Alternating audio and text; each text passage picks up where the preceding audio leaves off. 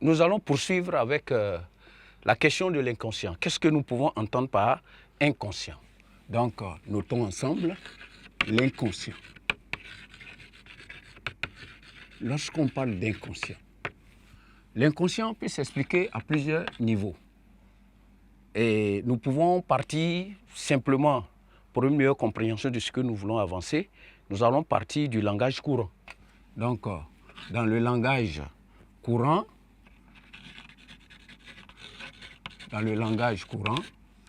l'inconscient se réfère à l'irresponsabilité. L'irresponsabilité.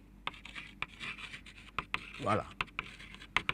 On peut aller aussi au niveau du langage, sur le plan médical.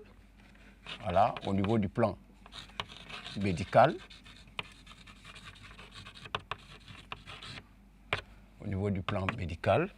Bon, à ce niveau, on peut parler de quelqu'un qui est incapable de mouvement. Voilà, il a perdu conscience, il est incapable de mouvement volontaire. Il ne peut plus faire des mouvements volontaires. Voilà, donc incapable, quelqu'un qui est incapable de mouvement volontaire.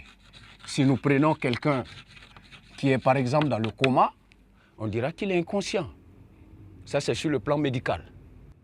Et maintenant, si nous revenons sur le plan physiologique, bien sûr, ou bien biologique, voilà, au plan biologique, si nous voulons bien, ou physiologique, l'inconscient ici concerne le fonctionnement de nos organes. Et lorsque nos organes fonctionnent, nous voyons qu'il y a des échanges sanguins qui se font dans notre organisme. Ces échanges-là se font sans que nous ne soyons conscients. Voilà. Et la digestion se fait à notre insu.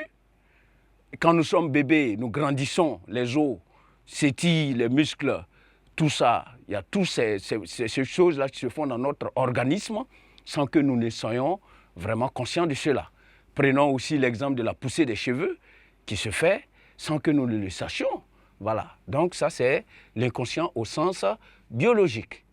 Et nous revenons un peu pour renforcer un peu la compréhension de l'inconscient au sens courant. Quand on parle de l'irresponsabilité, c'est le fait que vous ayez quelqu'un qui n'assume pas ses tâches ou encore n'assume pas ses responsabilités. Il ne reconnaît pas ses actes. Voilà. Et il ne répond pas à ses devoirs. Voilà. Il doit correctement poser ses actes, c'est-à-dire il a des responsabilités à assumer, mais il ne le fait pas. Voilà. On peut dire que c'est quelqu'un qui est irresponsable. Un père de famille qui ne se soucie pas du tout de la scolarisation de ses enfants ou encore du minimum même vital pour sa famille, à savoir l'alimentation ou encore veiller sur la santé lorsque son enfant est malade. Bon, il laisse tout à sa femme, lui-même il ne s'en soucie pas. Donc on peut dire que c'est un père irresponsable. Un élève qui ne vient pas au cours, qui trie les cours dans les classes d'examen par exemple. On le constate dans nos classes. Il y en a qui viennent quand ils veulent, ou encore même qui mettent une croix sur certains cours parce qu'ils n'aiment pas le professeur, voilà, ou ils préfèrent aller faire autre chose, etc.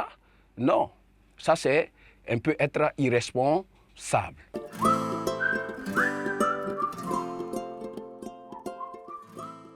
Mais ce qui nous intéresse le plus, il y a une autre chose qui nous intéresse le plus et qui va captiver davantage notre attention en ce qui concerne la compréhension de l'inconscient. Parce que notre étude va beaucoup plus porter sur cette dernière définition qui est une définition beaucoup plus conséquente. Et ici, nous allons parler de l'inconscient selon Freud. L'inconscient, voilà, selon Freud.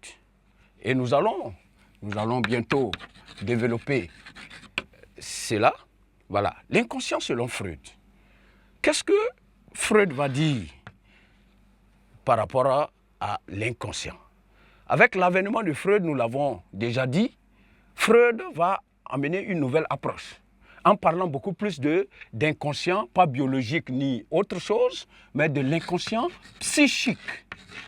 Ce qui va amener une différence fondamentale sur la question de l'inconscient. Freud va parler de l'inconscient psychique, qui devient ici un substantif. L'inconscient, le mot inconscient devient un substantif. Voilà. Et ici, substantif dans le sens que ça va se regrouper un certain nombre d'idées, voilà, de notions, c'est tout un ensemble de compréhensions qu'il faut adjoindre au mot inconscient ici, voilà. Donc ici, l'inconscient psychique, selon Freud, va désigner une zone de notre esprit. Nous allons l'écrire parce que c'est assez important. Une zone de notre esprit, une zone de notre esprit où sont stockés,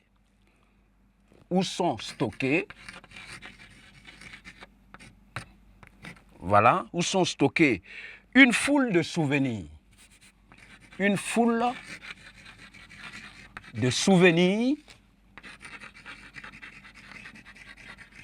une foule de souvenirs, de fantasmes,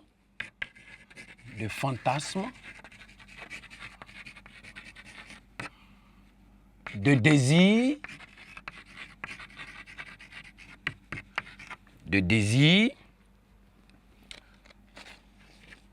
et puis quoi encore? Des désirs surtout inavouables. Voilà, des désirs qu'on ne peut pas dire, des désirs inavouables. Attention, l'homme est un être de désir, mais il y a des désirs qu'on ne peut pas du tout exprimer. Donc tous ces désirs-là vont venir s'agglutiner au niveau de l'inconscient selon Freud. Voilà, que notre conscience ne peut atteindre. Donc, que notre conscience ne peut atteindre.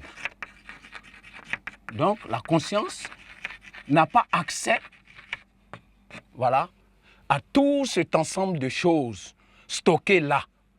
Donc, ils sont stockés, on a dit, une foule de souvenirs, de fantasmes, de désirs inavouables. Donc, cet ensemble d'éléments-là sont stockés dans notre inconscient, dans le psychisme, dans une zone bien déterminée selon Freud. Et cette zone est inaccessible par notre conscience. Voilà ce qu'on peut retenir par l'idée d'inconscient. Et c'est cette vision de la conscience donnée par Freud qui va nous intéresser et dans la suite de nos explications.